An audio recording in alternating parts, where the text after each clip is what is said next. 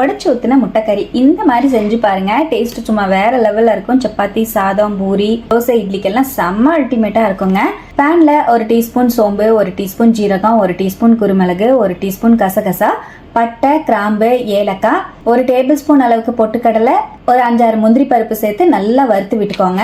நல்லா வறுத்து மிக்சி ஜாருக்கு மாத்திட்டு 1/2 கப் அளவுக்கு தேங்காவையும் கூட சேர்த்து தேவையான அளவுக்கு தண்ணி சேர்த்து நைஸா அரைச்சு எடுத்து வச்சுக்கலாம். சட்டியில 2 டேபிள் ஸ்பூன் அளவுக்கு ஆயில் சேர்த்து 2 பெரிய வெங்காயத்தை பொடியா நறுக்கி சேர்த்து டிரான்ஸ்பரண்ட் ஆகிற அளவுக்கு வதக்கி 1 கொத்து கருவேப்பிலையும் சேர்த்து 1 டேபிள் ஸ்பூன் இஞ்சி பூண்டு பேஸ்ட்டையும் சேர்த்து பச்சை வாசம் போனதுக்கு அப்புறம் 1 டீஸ்பூன் அளவுக்கு உப்பு, 1/2 டீஸ்பூன் கொத்தமல்லி பொடி, 1 டீஸ்பூன் மிளகா பொடி, 1/2 டீஸ்பூன் மஞ்சள் பொடி சேர்த்து நல்லா மீடியம் ஃப்ளேம்லயே மிக்ஸ் பண்ணிட்டு 2 தக்காளி பழத்தை பொடியா நறுக்கி சேர்த்து நல்லா மிக்ஸ் பண்ணி விட்டுட்டு தக்காளி சாஃப்ட் ஆனதுக்கு அப்புறம் நம்ம அரைச்ச பேஸ்ட்டையும் சேர்த்து மிக்சி ஜார் அலசி 2 கப் அளவுக்கு தண்ணியையும் சேர்த்து நல்லா மிக்ஸ் பண்ணிட்டு ஹை ஃப்ளேம்ல 1 நிமிஷம் அப்படியே விட்டுருங்க. நல்லா கொதி வர ஸ்டார்ட் ஆகும்போது 5 முட்டையை இந்த மாதிரி உடைச்சு ஒவ்வொன்றா தனித்தனியா சேர்த்துக்கோங்க. மீடியம் ஃப்ளேம்லயே ஒரு 10 நிமிஷம் அப்படியே மூடி வச்சிருங்க.